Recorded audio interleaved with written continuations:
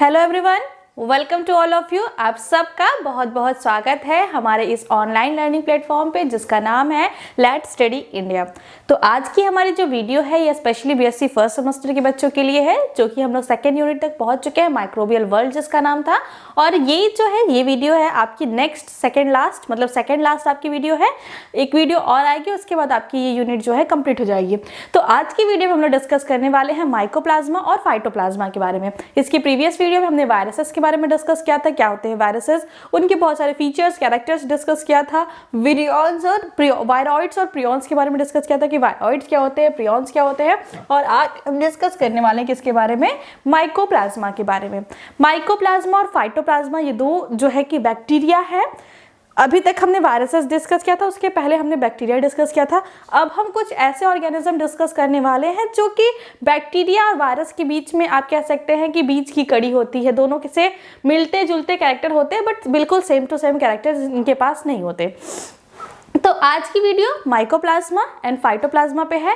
Mycoplasma जो होता है और जो फाइटोप्लाज्मा होता है उसमें बहुत ज़्यादा सिमिलैरिटीज होती हैं, सिर्फ कुछ डिफरेंसेस होते हैं जिसकी वजह से माइकोप्लाज्मा अलग ऑर्गेनिज्म है और फाइटोप्लाज्मा अलग ऑर्गेनिज्म है।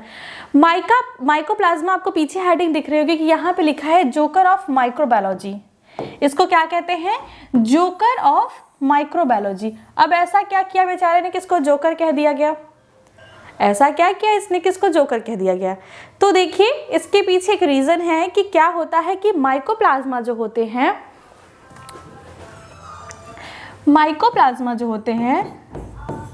इनके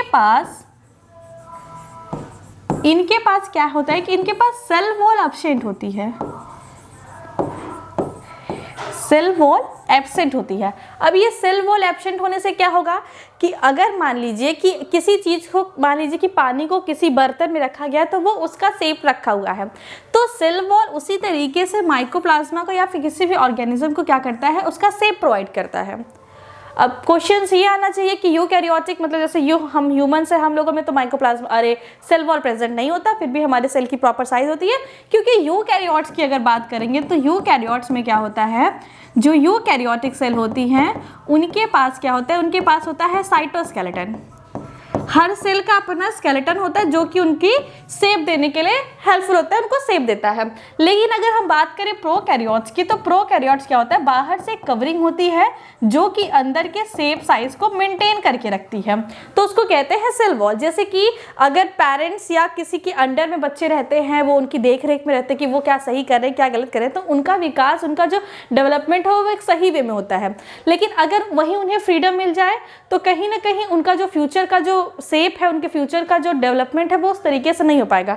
तो उसी तरीके से सेल वॉल जो है वो कहीं ना कहीं शेप प्रोवाइड करता है बैक्टीरियल सेल को या फिर किसी भी प्रोकैरियोटिक सेल को, क्योंकि इनके अंदर साइटोस्केलेटन एब्सेंट होता है।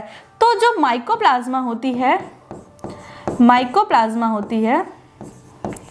इनके पास ये प्लाज्मा मेम्ब्रेन तो होती है, लेकिन इनके पास सेल वॉल जो है, सेल वॉल क्या होती है, एब्सेंट होती है, सेल वॉल प्रेजेंट नहीं होती है। और अगर सेल वॉल एब्सेंट होती है तो ये अपना shape size time to time change करते रहते हैं, कभी गोलाकार हो जाते हैं तो कभी स्टार शेप हो जाते हैं तो कभी रॉड शेप हो जाते हैं, मतलब इनका शेप चेंज होता रहता है। इसीलिए इनको कहते हैं ये प्लियोमॉर्फिक है। प्लियोमॉर्फिक मतलब ऐसे ऑर्गेनिज्म जो एक से ज़्यादा मॉर्फोलॉजी शो कर सकते हैं, ऐसे ऑर्गेनिज्म को कहते हैं प्लियोमॉर्फिक। तो ये जो है माइकोप्लाज्मा ये प्लियोमॉर्फिक होते हैं, मतलब कि ये अपना time to time shape size change करते रहे, इसीलिए इसको कहते हैं जोकर ऑफ माइक्रोबायोलॉजी। मतलब जोकर क्या होता है कि यहाँ पे एक बॉल लगा लिया, फिर बड़ी सी कैप लगा ली, रंग बिरंगे हेयर्स लगा लिए, तो उनकी शेप जो है चेंज होती रहती है। वो अपना गेटअप इस तरीके से करते हैं कि वो अलग अलग मॉर्फोलॉजी को शो करते हैं, तो वहीं से नाम लिया गया है कि जोकर ऑफ द माइक्रोबायोलॉजी, इसलिए माइकोप्लाज्मा को जोकर ऑफ द माइक्रोबायोलॉजी कहा जाता है। ठीक है, थोड़ी सी बात इनकी डिस्कवरी की कर लेते हैं, इसमें हमको बहुत ज़्यादा डिटेल में जाके नहीं पढ़ना है, थोड़ी सी डिस्कवरी पढ़नी है, थोड़ा इनका रिप्रोडक्शन, इनका जो है कि जनरल कैरेक्टर, मॉर्फोलॉजी, इनके अंदर क्या क्या चीज़ें प्रेजेंट होती हैं, और लास्ट में हम देखेंगे कि ये किस प्रकार की डिजीज कॉज करते हैं। बैक्टीरिया है ये, और ये जो है वो ग्राम पॉजिटिव बैक्टीरिया है और ये मोस्टली डिजीज कॉज करते हैं, ये ग्राम नेगेटिव बैक्टीरिया है। और जो फाइटोप्लाज्मा है वो ग्राम पॉजिटिव बैक्टीरिया। तो यहाँ पे देखते हैं mycoplasma the smallest known aerobic prokaryotic, क्या है ये, स्मॉलेस्ट है। जितने जैसे आपने पढ़ा होगा कि स्मॉलेस्ट सेल, तो जब भी आप स्मॉलेस्ट सेल पढ़ते हैं तो आप पढ़ते हैं पीपीएलओ या फिर आप पढ़ते हैं माइकोप्लाज्मा। तो वो वही वाला माइकोप्लाज्मा है जो आज हम लोग पढ़ रहे हैं। पीपीएलओ का फुल फॉर्म होता है pleuro pneumonia like organism. Pleuro pneumonia like organism, ठीक है। तो पीपीएलओ का मतलब क्या? Pleuro pneumonia like organism. क्यों?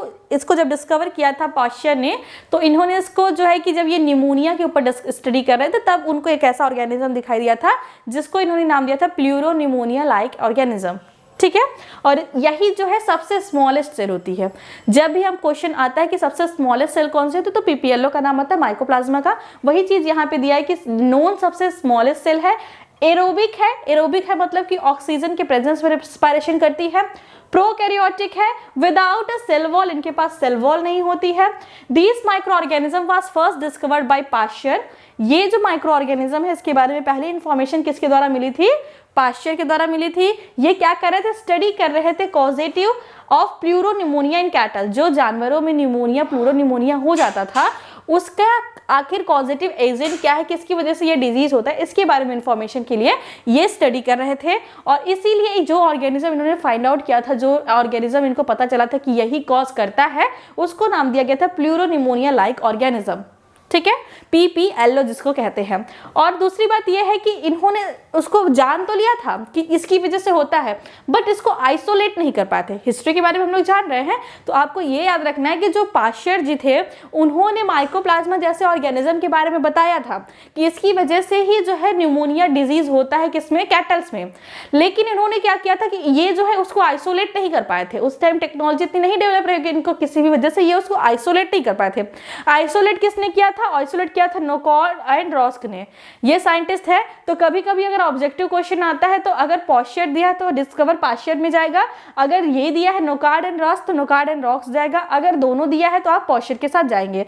इन्होंने क्या किया था कि फ्रेंच बायोलॉजिस्ट थे और इन्होंने क्या किया था कि सबसे पहले इसको प्योर कल्चर किया था। आइसोलेट करने के बाद इसको प्योर कल्चर किया था और जो है कि इन्होंने देखा था कि इस माइक्रो ऑर्गेनिज्म को जब हम किसी हेल्दी प्लांट में डालते हैं, हेल्दी ऑर्गेनिज्म में डालते हैं, तो वहां पे ये डिजीज कॉज करता है। तो ये थोड़ी सी हिस्ट्री की बात हुई कि क्या होता है कि लुईस पाश्चर ने सबसे पहले जब वो कैटल में प्लूरो न्यूमोनिया किस वजह से होता है उस पर स्टडी कर रहे थे, तो इन्होंने एक ऐसे ऑर्गेनिज्म के बारे में पता चला जो कि स्मॉलेस्ट है, मतलब बैक्टीरिया से भी छोटा है, और क्या है, इसके पास सेल वॉल नहीं है, एरोबिक है, प्रोकैरियोट्स है, और सबसे इंपॉर्टेंट बात क्या होती है कि ये माइकोप्लाज्मा जो होते हैं इनके सेल वॉल नहीं होते, इसलिए ये प्लियोमॉर्फिक होते हैं, अपना शेप जो है कि चेंज करते रहते हैं। और दूसरी बात ये है कि जो इन्होंने डिस्कवर किया था, इन्होंने जो है कि इसका कल्चर नहीं कर पाए थे, इसको आइसोलेट नहीं कर पाए थे। इसका कल्चर सबसे पहले किसने किया था? नोकॉर्ड और रॉस्क साइंटिस्ट ने। ठीक है, इतनी बात समझ में आई। आगे चलते हैं और भी कुछ इसका पहले फिगर देख लेते हैं कि माइकोप्लाज्मा का फिगर कैसा है। देखिए, जो माइकोप्लाज्मा होती है, जो माइकोप्लाज्मा होती है, इसके पास सेल वॉल एब्सेंट होता है। कब 2-3 बार बता चुकी कि सेल वॉल क्या होता है? एब्सेंट होता है। और दूसरी चीज क्या होती है कि इसकी जो प्लाज्मा मेम्ब्रेन होती है, इसकी जो प्लाज्मा मेम्ब्रेन होती है वो ट्रिपल लेयर होती है, ट्रिपल लेयर होती है, मतलब 3 लेयर से मिलकर बनी होती है। जैसे कि आप यहाँ पे इसका सेल मेम्ब्रेन देख सकते हैं कि इसका सेल मेम्ब्रेन जो है वो ट्रिपल लेयर्ड है। किस कलर से बनाया जाए? ये देखिए, एक लेयर है, ये दूसरी लेयर है और फिर ये तीसरी लेयर है। तो इसकी जो प्लाज्मा मेम्ब्रेन होती है वो ट्रिपल लेयर्ड होती है। प्लाज्मा मेम्ब्रेन के अंदर जो है वो मैट्रिक्स होता है, जिसे आप साइटोप्लाज्म कहते हैं, सेल मैट्रिक्स कह सकते हैं इसको। इसका जो जेनेटिक मटेरियल होता है, जो डीएनए आरएनए होता है, वो क्या होता है? डबल स्टैंडर्ड डीएनए होता है। जेनेटिक मटेरियल क्या होता है? डबल स्टैंडर्ड डीएनए होता है। इसके पास अपना राइबोसोम होता है। राइबोसोम कौन सा वाला होता है? अगर प्रोकैरियोट्स है तो कौन सा राइबोसोम होना चाहिए? अगर ये प्रोकैरियोट्स है तो इसमें 17S राइबोसोम होना चाहिए, 70S राइबोसोम है। और देखिए, इसका जो जेनेटिक मटेरियल है ये सर्कुलर है, जैसे हमारे बैक्टीरिया में था उसी तरीके से ये क्या है? सर्कुलर है। और भी कुछ मतलब कि और कुछ इंपॉर्टेंट कैरेक्टर आपको देख के लग रहा है, इसके पास आरएनए होता है, मतलब डीएनए और आरएनए दोनों होता है। ठीक है, इसको हम लोग क्या कहते हैं, जो बैक्टीरियो जो माइकोप्लाज्मा होता है इसको कहते हैं कि ये कनेक्टिव लिंक है, कनेक्टिव लिंक है बिटवीन, कनेक्टिव लिंक है बिटवीन किसके, वायरस एंड बैक्टीरिया के, वायरस एंड बैक्टीरिया के बीच की ये कनेक्टिव लिंक है। तो माइकोप्लाज्मा के बारे में सिंपल सी चीजें पता चल गई कि ये सबसे स्मॉलेस्ट होती है, एरोबिक होती है, इसको हम वायरस और बैक्टीरिया के बीच की कनेक्टिव लिंक कहते हैं।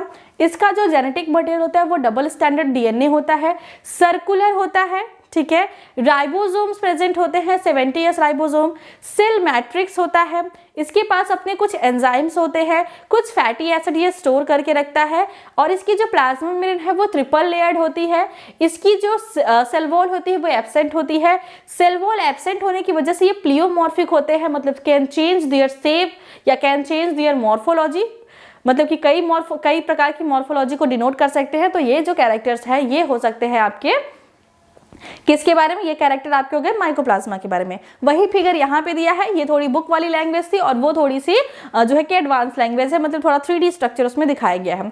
अब हम चलते हैं कि ये किस तरीके से अपना शेप चेंज कर सकते हैं। देखिए ये कभी इस तरीके से गोले शेप में होते हैं, कभी स्टार शेप में जाते हैं, कभी ऐसे शेप में, कैसे भी, मतलब इनका कोई डिफाइंड शेप नहीं होता। तो इसी ये जो इतने प्रकार के शेप बना पा रहे हैं इसी को हम लोग कहते हैं क्या, प्लियोमॉर्फिक, प्लियोमॉर्फिक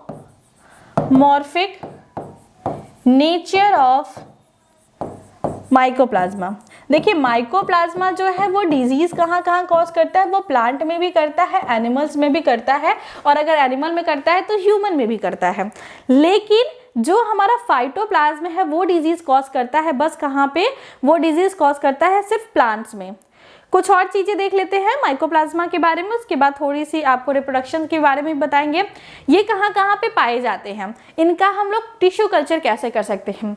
जो माइकोप्लाज्मा होते हैं इनका टिश्यू कल्चर हम कर सकते हैं, इनको हम लोग कल्चर में सेल फ्री मीडिया में ग्रो कर सकते हैं। लेकिन जो फाइटोप्लाज्मा होते हैं उनको हम कल्चर नहीं कर सकते, ये दोनों में डिफरेंसेस हैं। मैं साथ साथ में अभी आपको फाइटोप्लाज्मा की भी चीजें बता रही हूँ क्योंकि आपके माइंड में एक जो है कि डिफरेंस क्लियर हो जाए, एक जो है दोनों के बीच में कॉन्ट्रास्ट क्लियर हो जाए कि इसमें ये होता है इसमें ये नहीं होता, इसलिए दोनों अलग हैं। बाकी सारे कैरेक्टर जैसे उसमें भी डबल स्टैंडर्ड डीएनए होगा, उसमें भी सर्कुलर होगा, उसमें भी अपना राइबोसोम होगा, उसमें भी सेल वॉल एब्सेंट होगी, वो भी प्रोकैरियोट्स है। तो ये सारी सिमिलैरिटीज है लेकिन कुछ डिससिमिलैरिटीज भी हैं। माइकोप्लाज्मा क्या है, वो frequently contaminated in tissue culture, rich in organic matter, they are also found in hot water spring and other thermal environment. देखिए नॉर्मल जो आप कल्चर कभी करते हैं किसी बैक्टीरिया का तो वहां पे माइकोप्लाज्मा के इन्फेक्शन होने के चांसेस बहुत ज्यादा होते हैं क्योंकि इजीली जहां पे कल्चरिंग वगैरह होती है वहां पे इनका कंटामिनेशन बहुत हाई होता है। लेकिन ये हॉट वाटर स्प्रिंग जैसे और थर्मल जैसे जहां पे बहुत ज्यादा टेम्परेचर रहता है उस इन्वायरमेंट में भी ये पाए जाते हैं। ये और कहाँ पाते हैं, सॉइल में पाए जाते हैं, सीवेज वाटर में पाए जाते हैं, मतलब जो घरों का गंदा पानी निकलता है, जो आपके डेली यूज का पानी निकलता है सीवेज वाला, वहां पे भी होते हैं। Different substrate in human, animal and the plant, और ह्यूमन की बॉडी में, एनिमल की बॉडी में, प्लांट की बॉडी में एज अ होस्ट ये पाए जाते हैं। अब क्या दिया है, नोवेक गिव द नेम माइकोप्लाज्मा। अब ये बात हमको हिस्ट्री में ऐड करनी चाहिए थी बट वहां पे स्पेस नहीं था इसलिए हमने यहाँ पे ऐड कर दिया कि नोवैक जो थे इन्होंने जो है कि माइकोप्लाज्मा नाम दिया था। टर्म ये माइकोप्लाज्मा नोवैक NOWA के साइंटिस्ट ने दिया था। उसके बाद क्या है, जो सबसे स्मॉलेस्ट सेल है माइकोप्लाज्मा, उसमें से भी जैसे माइकोप्लाज्मा सबसे स्मॉलेस्ट सेल है ठीक है, लेकिन कभी कभी क्या है कि इसकी स्पीसीज भी पूछ देता है, इसकी स्पीसीज भी पूछ देता है। तो अगर स्पीसीज पूछ देता है तो आप क्या करेंगे, गैलिसेप्टिकम, माइकोप्लाज्मा गैलिसेप्टिकम क्या है, ये सबसे स्मॉलेस्ट जो है माइकोप्लाज्मा है जिसका डायामीटर 0.1 माइक्रॉन्स होते हैं। ठीक है, तो ये थोड़ी सी और चीजें हो गई, इसमें कुछ नहीं था, बस था कि ये कहाँ कहाँ पाए जाते हैं। अब वही चीजें जो हमने देखी थी वहां पे, वही चीजें एक बार यहाँ पे देख लेते हैं कि माइकोप्लाज्मा मतलब कि इनका शेप जो है वो काफी ज्यादा वेरी करता है, कभी ये कोकस होते हैं, कभी ये फिलामेंटस होते हैं। तो कुछ एग्जांपल दिए हैं, अगर आपको याद होता है तो ठीक है, अगर नहीं याद होता है तो ये क्वेश्चन शॉर्ट्स में ही पूछे जाएंगे, बहुत लॉन्ग में नहीं पूछा जाएगा, तो आप इसका स्किप भी कर सकते हैं। लेकिन मेरा काम है बताना, तो मैं आप लोगों को एक्स्ट्रा नॉलेज दूंगी, अगर आप लोग गेन कर सकते हैं, लर्न कर सकते हैं तो आप लोग कीजिएगा। Mycoplasma varies from species to species. Mycoplasma का जो मतलब मतलब कि एक्चुअल में जो शेप होता है, जिस शेप पे वो मोस्टली पाए जाते हैं, हालांकि उनका तो कोई एक्चुअल शेप होता नहीं है, पर जिस शेप में वो मोस्टली इन्फेक्शन करते हैं, जिस स्टेज में वो मोस्टली पाए जाते हैं उसके हिसाब से माइकोप्लाज्मा माइकोइडिस जो है ये फिलामेंटस फॉर्म में है और माइकोप्लाज्मा न्यूमोनी जो है वो कोकस फॉर्म है। ठीक है, और यहाँ भी देखिए वही चीज दिया है कि जो इसकी प्लाज्मा मेम्ब्रेन आउटर साइड जो है वो tripartite, 3 layer plasma membrane present होता है, made up of lipid protein. इनकी जो प्लाज्मा मेम्ब्रेन है वो लिपिड और प्रोटीन्स की मिलकर बनी होती है। हर ऑर्गेनिज्म की प्लाज्मा मेम्ब्रेन लिपोप्रोटीन की बनी होती है, आपकी भी बनी है, प्रोकैरियोट्स की बनी है, हमारी भी बनी है, जानवर की भी बनी है, एंड एलिफेंट की भी बनी है, काऊ की भी बनी है, सबकी प्लाज्मा मेम्ब्रेन क्या है, लिपिड और प्रोटीन से मिलकर बनी है, तो वैसे ही इनका भी बना है। Mesosome also present on the plasma membrane. अब अगर ये बैक्टीरिया जैसे कैरेक्टर दिखा रहा है तभी इसका मतलब कि इसकी जो प्लाज्मा मेम्ब्रेन है इसमें इस तरीके से इनफोल्डिंग हो गई जो कि मेसोसोम जैसा कैरेक्टर्स बनाते हैं। मेसोसोम जैसा, मेसोसोम याद है ना, मैंने बताया था आप लोगों को क्या होते हैं। Infolding of plasma membrane is called mesosome where the respiratory enzymes work at the, मतलब वो रिस्पायरेशन की तरह वर्क करती है। उनके जब वो सेल डिवाइड करती हैं तो उनके न्यूक्लियस में आधा आधा चीजें डिवाइड हो उसके लिए रिस्पॉन्सिबल होती है। तो मेसोसोम कहाँ है, इसमें भी प्रेजेंट होता है। Matrix present inside cell membrane, जो सेल के अंदर मैट्रिक्स प्रेजेंट होते हैं, मतलब सेल के अंदर जो साइटोप्लाज्म प्रेजेंट है तो उसको मैट्रिक्स कह देते हैं हम। डबल स्टैंडर्ड डीएनए है, सर्कुलर राइबोसोम, मतलब सर्कुलर है, डबल स्टैंडर्ड डीएनए जो कि सर्कुलर है। राइबोसोम है वो है क्या, 17S टाइप का है और बहुत सारे एंजाइम्स और फैटी सब्सटेंस प्रेजेंट होते हैं इनसाइड द साइटोप्लाज्मा। ठीक है, थोड़ी सी बात रिप्रोडक्शन के बारे में कर लेते हैं, उसके बाद बस डिजीज देखेंगे कि इनके अंदर कौन कौन से डिजीज होते हैं। माइकोप्लाज्मा क्या है, mainly reproduce by asexual reproduction, mainly reproduce by asexual reproduction. Asexual reproduction क्या होता है, जिसमें केवल वन पेरेंट जो है कि वन पेरेंट जो है कंट्रीब्यूट करते हैं और इसमें क्या है, fusion of gamete does not occur, fusion of gamete does not occur, इसमें गैमेट का फ्यूजन नहीं होता है जब चीजें होती हैं एसेक्सुअल। तो कौन कौन सा मेथड है, बडिंग है, मैंने आपको बडिंग बताया था जब हम लोग बैक्टीरियल रिप्रोडक्शन पढ़े थे तो वहां मैंने आपको बडिंग, फ्रैगमेंटेशन और बाइनरी फ्यूजन दोनों बताया था। बडिंग में क्या होता है, जो मदर सेल होती है वहीं से कोई एक आउटग्रोथ निकल जाती है जो कि बाद में सेपरेट जाती है, बड़ी मदर सेल और छोटी जो है डॉटर सेल का फॉर्मेशन हो जाता है। फ्रैगमेंटेशन में क्या होता है, बॉडी के किसी पार्ट्स में कट्स लग जाते हैं और दोनों अलग अलग सेपरेट इंडिपेंडेंटली रहने लगते हैं। बाइनरी फ्यूजन में क्या होता है कि पहले जेनेटिक मटेरियल रेप्लिकेट करता है, दोनों अलग होते हैं और दोनों अलग अलग जो इक्वल साइज की, एक मदर सेल जो है दो इक्वल साइज की डॉटर सेल का फॉर्मेशन करती हैं। Evolutionary significance of mycoplasma is that virus involve from the mycoplasma, मतलब कि जो वायरसेस हैं उनसे जब इवोल्यूशन हुआ तो क्या बने, उनसे जब थोड़ी एडवांस फॉर्म आई तो क्या बना, माइकोप्लाज्मा बना, और इनसे जब इवोल्यूशन होकर थोड़ी और एडवांस फॉर्म आई तो वहां पे क्या बना, बैक्टीरिया बना। ठीक है, तो ये हो गई माइकोप्लाज्मा से रिलेटेड कोई चीजें। मतलब हमने सिर्फ क्या पढ़ा कि माइकोप्लाज्मा क्या होते हैं, स्मॉलेस्ट बैक्टीरिया होते हैं, ठीक है, जो कि एरोबिक होते हैं। ठीक है, ये क्या करते हैं, इनके पास सेल वॉल नहीं होता जिसकी वजह से इनका कोई शेप साइज डिफाइन नहीं होता, इसलिए इसे जोकर ऑफ माइक्रोबायोलॉजी कहते हैं। सारी चीजों को रिलेट करके रखिए। इनके पास जो प्लाज्मा मेम्ब्रेन होता है वो ट्रिपल लेयर होता है। ठीक है, इनका जो जेनेटिक मटेरियल होता है वो डबल स्टैंडर्ड डीएनए सर्कुलर होता है। राइबोसोम 70S होता है, इसके पास डीएनए और आरएनए दोनों प्रेजेंट होते हैं। इसके पास साइटोप्लाज्म प्रेजेंट होता है। साइटोप्लाज्म में बहुत सारे जो है वैक्यूल्स होते हैं और जो है कि साइटोप्लाज्म में फैटी एसिड्स होते हैं, इनके कुछ स्टोरेज मटेरियल वहाँ पे प्रेजेंट होते हैं। तो ये सारी चीज़ें से, और इनका क्या है, जेनेटिक मटेरियल जो है वो प्रोकैरियोट्स है, आपको पता है, तो इसका मतलब कोई भी न्यूक्लियस बना के इनका जेनेटिक मटेरियल नहीं बनेगा। जेनेटिक मटेरियल क्या है, साइटोप्लाज्म में फ्री है। तो ये सारी बेसिक सी चीज़ें हो गई साइटोप्लाज्म माइकोप्लाज्मा के बारे में। अगर हम इसकी वो बात करें कि इसकी डिस्कवरी पाश्चर ने की थी, नोकार्डास ने, और नोवाक ने इसको नाम दिया था। एक minute,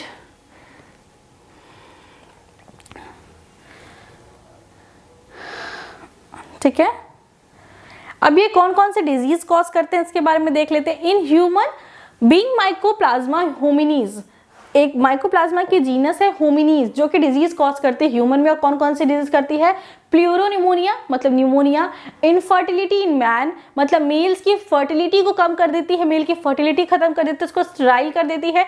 inflammation of genital organ, जो उसके रिप्रोडक्टिव ऑर्गन्स होते हैं उनमें इन्फ्लामेशन, उनमें सूजन हो जाती है, जिसकी वजह से ना तो स्पर्म बाहर रिलीज हो पाएंगे अच्छे से, ना तो स्पर्म बन पाएंगे, या फिर अगर बन भी जाते हैं तो फीमेल जेनिटल जो मतलब ट्यूब है वहां पे ट्रांसफर नहीं होंगे। अगर ट्रांसफर हो भी जाते हैं तो जाइगोट्स का फॉर्मेशन नहीं हो, क्योंकि एग और स्पर्म जो है वो मेट नहीं कर पाएंगे, वो मिल नहीं पाएंगे। अगर ऐसा भी हो जाता है, मान लो बाई चांस ऐसे जगह इन्फ्लामेशन है, तो क्या होगा कि इम्प्लांटेशन नहीं होगा बेबी का, तो कहीं ना कहीं जो ऑफस्प्रिंग की डेवलपमेंट है उसके ऊपर साइड इफेक्ट पड़ेगा।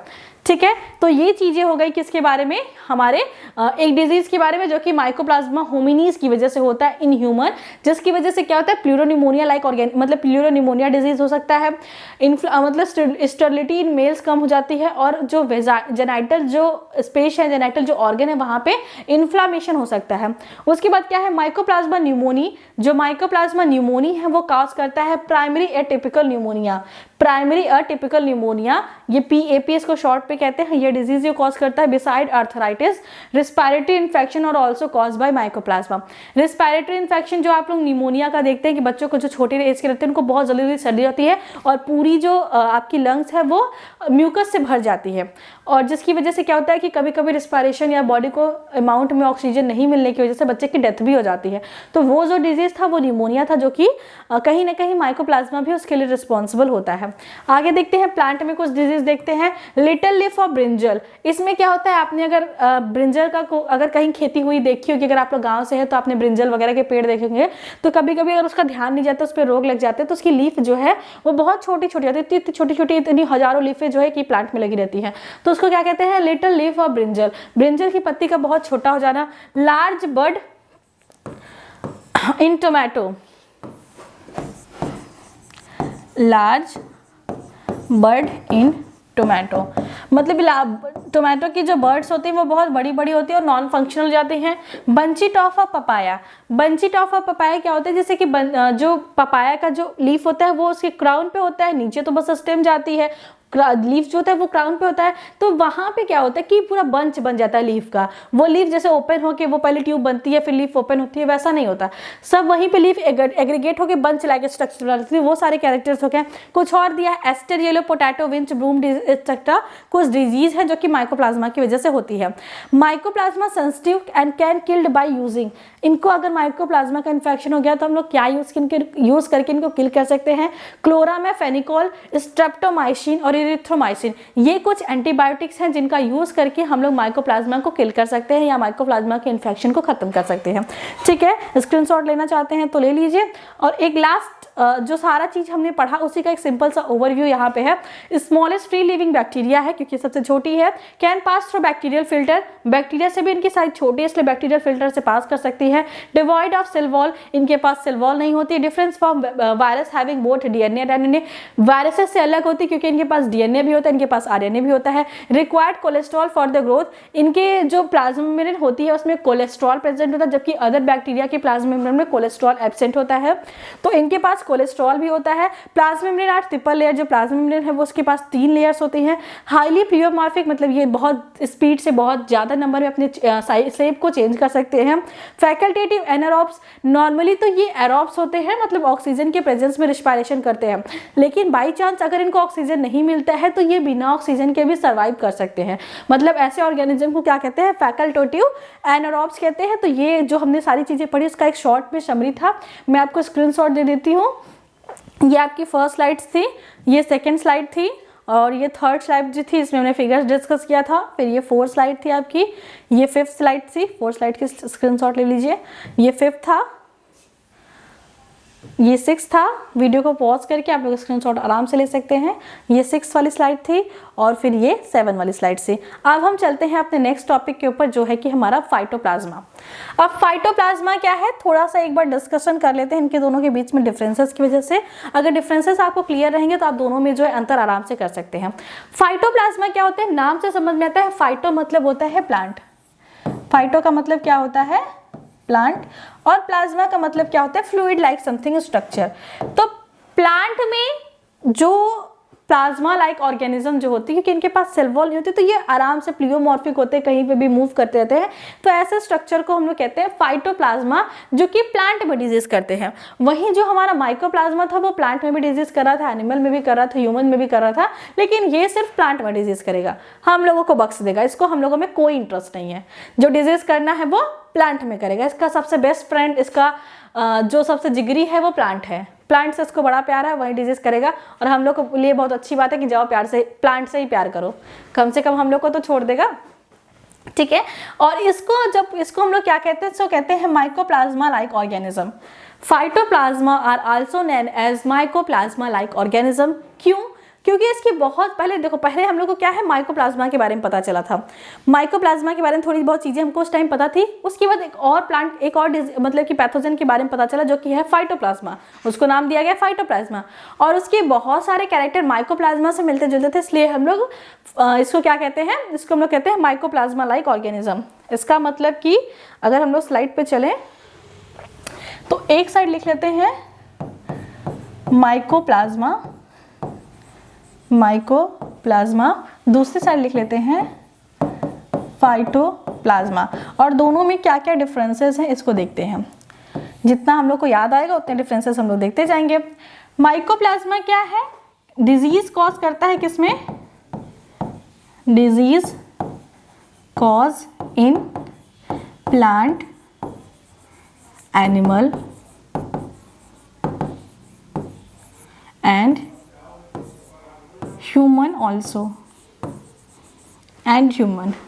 अब ये क्या है, cause disease in plant only, plant only, ठीक है। नेक्स्ट देखते हैं, नेक्स्ट क्या डिफरेंसेस है। नेक्स्ट डिफरेंसेस अगर देखें तो नेक्स्ट में क्या है कि इसको क्या कहते हैं, इसको कहते हैं PPLO, शॉर्ट फॉर्म क्या है, प्लूरो न्यूमोनिया लाइक ऑर्गेनिज्म, ठीक है। PPLO, प्लूरोनिमोनिया लाइक ऑर्गेनिज्म, ठीक है। अब हमारा फाइटोप्लाज्मा है, इसको हम लोग क्या कहते हैं, माइकोप्लाज्मा लाइक ऑर्गेनिज्म।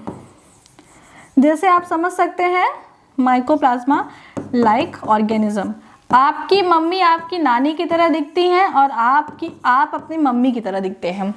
ये माइकोप्लाज्मा जो है ये PPLO की तरह दिखता है, मतलब इसको PPLO नाम दिया गया। और फाइटोप्लाज्मा को क्या नाम दिया है, माइकोप्लाज्मा लाइक ऑर्गेनिज्म, इस तरीके से। और क्या चीजें हैं, और आगे पढ़ते जाएंगे, जो डिफरेंसेस मिलते जाएंगे उसको पढ़ते जाएंगे, ठीक है। दूसरी बात क्या है, यहाँ तक हमने देख लिया था कि ये ओनली प्लांट में डिजीज कॉज करते हैं। स्पेशलाइज्ड बैक्टीरिया, ये स्पेशल टाइप के बैक्टीरिया होते हैं जो कि ऑब्लिगेट पैरासाइट होते हैं ऑफ प्लांट। ऑब्लिगेट पैरासाइट कहाँ होते हैं, प्लांट पे, उनके फ्लोएम पे। प्लांट में जो फ्लोएम होता है, पता है ना फ्लोएम क्या होता है, प्लांट में जो फूड का ट्रांसपोर्ट होता है, जो खाना पत्तियों में बनता है उसको रूट तक या फिर अदर पार्ट तक जहाँ पे फूड नहीं बन रहा है, वहां पे जो ट्रांसफर होता है वो किसकी वजह से होता है, फ्लोएम ट्यूब्स की वजह से। जाइलम क्या करता है, रूट से वाटर को एब्जॉर्ब करके प्लांट के डिफरेंट पार्ट तक पहुंचाता है। फ्लोएम क्या करता है, जो भोजन पत्तियों में बना है उसको पूरे प्लांट में जड़ तक ले जाके पहुंचाता है। ये है काम जाइलम और फ्लोएम का। तो जो इन्फेक्शन होता है फाइटोप्लाज्मा का वो फ्लोएम में होता है।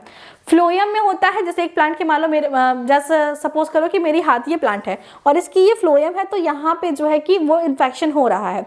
अब ये इन्फेक्शन एक प्लांट से दूसरे प्लांट में कैसे जाएगा, क्योंकि एनिमल के जो इन्फेक्शन होते हैं वो तो एनिमल एक दूसरे से मिलते जुलते हैं, बातचीत करते हैं, एक दूसरे का जूठा खा लेते हैं, तो इन सारी चीज़ों से जो है इन्फेक्शन फैल जाता है। अब प्लांट तो एक प्लांट यहाँ खड़ा है, दूसरा प्लांट वहाँ खड़ा, तो इन्फेक्शन कैसे ट्रांसमिट होगा, एक प्लांट से दूसरे प्लांट में कैसे जाएगा। तो ये यूज करते हैं क्या, ये यूज करते हैं वेक्टर। अब वेक्टर क्या होता है, वेक्टर होती है ऐसी चीजें जो कि इंफॉर्मेशन, मतलब कोई भी चीज को एक स्थान से ले जाके दूसरे स्थान तक पहुंचाती हैं। समझ सकते हैं एक पोस्ट मास्टर की तरह कि चिट्ठी को कहीं से उठाया और जहां जहां की वो चिट्ठी थी वहां पे पहुंचाया, उसका डिफाइंड रहता है कहाँ पहुंचाना है, ये रैंडमली कहीं पहुंचाता है।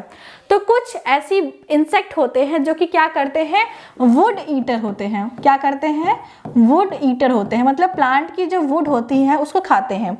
जैसे आप वुड कुछ ऐसे कि इंसेक्ट के बारे में अभी हम लोग आगे पढ़ेंगे कि जो कि वुड ईटर होते हैं, वो क्या करते हैं, वो जब एक फ्लोएम को खाते हैं तो उनके अंदर वो फ्लोएम के साथ साथ फाइटोप्लाज्मा भी पहुंच जाता है। जब वो फाइटोप्लाज्मा उनके अंदर जाता है तो वो दूसरे प्लांट को जब खाने जाते हैं तो वहां से एक प्लांट से इन्फेक्शन जो है दूसरे प्लांट में पहुंच जाता है। मतलब कि एक इंसेक्ट ने जब किसी इन्फेक्टेड प्लांट से अपना भोजन लिया, उसके फ्लोएम को खाया, तो उसके बॉडी में वो फाइटोप्लाज्मा के जो स्पोर्स होते हैं वो इंटर कर जाते हैं और फिर वो ट्रांसफर होते हैं जब किसी और प्लांट में, वो किसी और प्लांट से अपना भोजन लेता है। जिंदगी भर एक ही पेड़ पर तो खाएगा नहीं, किसी और के पास भी तो जाएगा, तो जब दूसरे के पास जाएगा तो यहाँ से इन्फेक्शन उठा के वहां पहुंचा देगा। तो इस तरीके से इनका ट्रांसमिशन होता है। ठीक है, डिस्कवर्ड फर्स्टली 1967, सबसे पहले इसको 1967 में डिस्कवर किया गया था। कैसे? Ultra thin section of plant phloem tissue, plant के फ्लोएम टिश्यू पे जब स्टडी की जा रही थी तो उसके अल्ट्रा थिन सेक्शन से हमको पहली बार फाइटोप्लाज्मा जैसे ऑर्गेनिज्म के बारे में पता चला था। They have physically resemble with mycoplasma, ये वर्ड लिखने का मतलब कि उसका जो जेनेटिक मटेरियल है, DNA double standard DNA, circular है, ट्रिपल लेयर प्लाज्मा मेम्ब्रेन है, मैट्रिक्स है, 70S राइबोसोम है, वो सारी चीजें जो है वो सेम है। But it can not culture in vitro in cell free media, लेकिन आप इसे जो है इन विट्रो कल्टीवेशन, इनका इन विट्रो इनको ग्रो नहीं करा सकती। तो ये भी डिफरेंस लिख लेते हैं। क्या कर सकते हैं? Mycoplasma can culture in cell free media, cell free media, और ये क्या है? Does not culture in cell free media. ठीक है, और ये क्या है? In fact phloem of the plant and transmit by vector या फिर इंसेक्ट वेक्टर।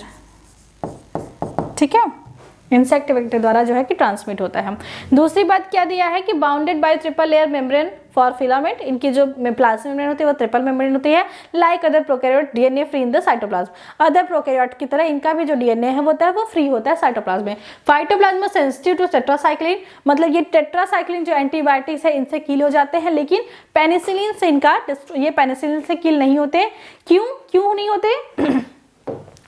देखिए, कोई भी माइकोप्लाज्मा जो है, चाहे वो माइकोप्लाज्मा हो चाहे वो फाइटोप्लाज्मा हो, अगर ये बात लिखी है कि ये पेनिसिलिन से सेंसिटिव नहीं है तो इसका मतलब क्या होता है? इसका मतलब ये होता है कि जो आपकी पेनिसिलिन एंटीबायोटिक्स है, इनका जो फंक्शन होता है, पेनिसिलिन जो होती है ये क्या करती है? ये बैक्टीरियल सेल वॉल जो होती है, मतलब बैक्टीरियल सेल वॉल किसकी बनी होती है? पेप्टाइडोग्लाइकॉन की, बताया था, पेप्टाइडोग्लाइकॉन से मिलकर बनी होती है बैक्टीरियल सेल वॉल। तो पेप्टाइडोग्लाइकॉन को क्या करती है? पेनिसिलिन ब्रेक करती है, और जिसकी वजह से बैक्टीरिया की किल हो जाती है, बैक्टीरिया की डेथ हो जाती है। लेकिन ना तो माइकोप्लाज्मा के पास ना तो फाइटोप्लाज्मा के पास सेल वॉल तो प्रेजेंट ही नहीं है। तो जब सेल वॉल ही नहीं प्रेजेंट है, सेल वॉल एब्सेंट है, तो माइकोप्लाज्मा जाके काम कहाँ करेगा? उसके लिए जो स्पेस था जहाँ पे वो काम करती थी, पेप्टाइडोग्लाइकॉन को ब्रेक करती थी, वो तो प्रेजेंट ही नहीं है, वो चीज़ें तो है ही नहीं, तो वो बेचारा फंक्शन कहाँ करेगा? तो इसलिए इसमें जो है कि इसका कोई काम नहीं होता है। टेट्रासाइक्लिन जो है इसको अफेक्ट करता है, इसको किल कर सकता है। तो समझ में आया कि क्यों पेनिसिलिन के लिए ये मतलब कि सेंसिटिव नहीं होते, क्योंकि पेनिसिलिन वर्क करता है कहाँ पे? बैक्टीरियल प्लाज्मा में, अरे सेल वॉल पे। सेल वॉल पे मतलब पेप्टाइडोग्लाइकॉन के बीच की बॉन्ड को ब्रेक करता है। अब जब इसके पास पेप्टाइडोग्लाइकॉन ही नहीं तो ब्रेक क्या करोगे?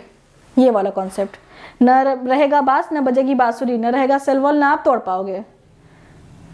ठीक है, अब कुछ डिजीज जो कि फाइटोप्लाज्मा द्वारा कॉज होते हैं उसके बारे में देख लेते हैं। Phytoplasma cause disease in plant and main symptom of plasma infection is फाइलॉडी।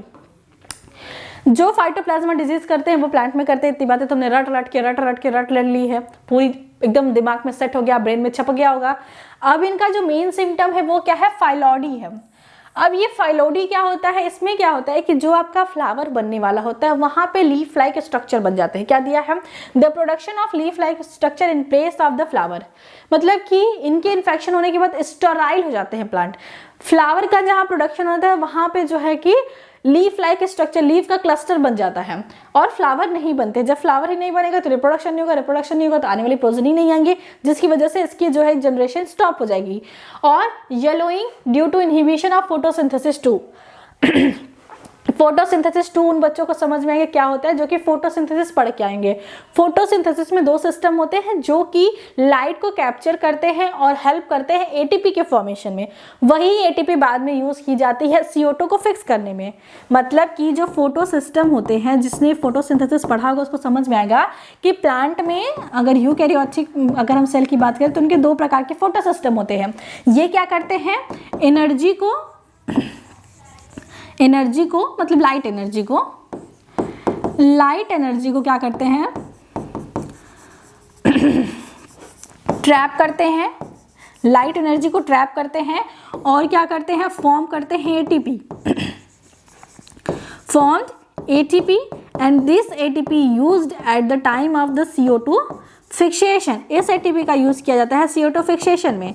तो CO2 फिक्सेशन में यूज किया जाता है और ये फोटो सिस्टम 2 में क्लोरोफिल मॉलिक्यूल्स प्रेजेंट होते हैं जो कि लाइट को एब्जॉर्ब करते हैं। तो फोटो सिस्टम 2 अगर इनहिबिट हो जाता है तो क्लोरोफिल का सिंथेसिस नहीं होगा, क्लोरोफिल डिजनरेट होने लगेंगे और अगर क्लोरोफिल नहीं रहेंगे तो प्लांट का जो ग्रीन कलर है वो नहीं रहेगा और प्लांट क्या करेगा, येलो कलर का दिखने लगेगा। ठीक है, और जो दिया है कि क्या दिया है कि इनका ये मेन है और ये अपना डिजीज कहाँ, ट्रॉपिकल एंड सब ट्रॉपिकल रीजन में अपना जो है डिजीज मेनली ये कॉज कर पाते हैं। इनको अपना डिजीज को ट्रांसमिशन के लिए एक वेक्टर चाहिए होता है जो कि लीफ हॉपर या फिर वुड हॉपर हो सकता है। लीफ हॉपर एक एग्जांपल है इसका। ये क्या करता है कि ये एक प्लांट से दूसरे प्लांट तक इनका इन्फेक्शन फैलाता है। कुछ डिजीज के बारे में है, एस्टर येलो, पीनट विच ब्रूम्स, रिस yellow dwarf and x disease. तो ये कुछ डिफरेंसेस मतलब कि कुछ डिजीजेस के नाम है जो कि फाइटोप्लाज्मा द्वारा कॉज होता है। ये दोनों जो ऑर्गेनिज्म ये शॉर्ट में आपसे पूछा जाएगा, हो सकता है दोनों के बीच में डिफरेंसेस पूछ सकते हैं। तो आप इस तरीके से जो डिफरेंसेस हमने बताए हैं वहाँ पे, इसमें से कुछ डिफरेंसेस आप वहाँ पे लिख सकते हैं। दोनों के लास्ट में डिजीज के नाम लिख, ये वाला ये डिजीज करता है, दूसरा वाला ये डिजीज करता है। तो इस तरीके से ये जो टॉपिक है आपका फाइटोप्लाज्मा और माइकोप्लाज्मा ये खत्म हो गया। नेक्स्ट टॉपिक में हम लोग एक्टिनोमाइसीटीज और प्लाज्मिड के बारे में इंट्रोडक्शन कर लेंगे, उसके बारे में पढ़ लेंगे और आपका ये यूनिट कंप्लीट हो जाएगा। फिर आप लोग बताइए कि आप लोगों को कौन सी यूनिट पढ़नी है, हम वही यूनिट स्टार्ट करेंगे। ठीक है, तो ये आप लोग स्क्रीनशॉट ले लीजिए, हम आपको फाइटोप्लाज्मा का भी स्क्रीनशॉट दे देते हैं। ये फाइटोप्लाज्मा की फर्स्ट स्लाइड है, ये सेकंड और ये थर्ड। इसमें कम स्लाइड इसलिए है क्योंकि हमने बहुत सारी चीजें जो हैं वो माइकोप्लाज्मा में भी डिस्कवर कर ली, मतलब स्टडी कर ली थी, जैसे उनका रिप्रोडक्शन कैसे होता है और भी बहुत सारी चीजें हमने वहाँ पे ही जान ली थी और बेसिक और जो एडवांस चीजें थी और जो कुछ नई चीजें थी वो हमने यहाँ पे देख ली। तो इसी तरीके से हमारा ये टॉपिक कंप्लीट हो जाता है। मिलते हैं नेक्स्ट वीडियो में with the topic of the actinomycetes and the plasmid. ठीक है।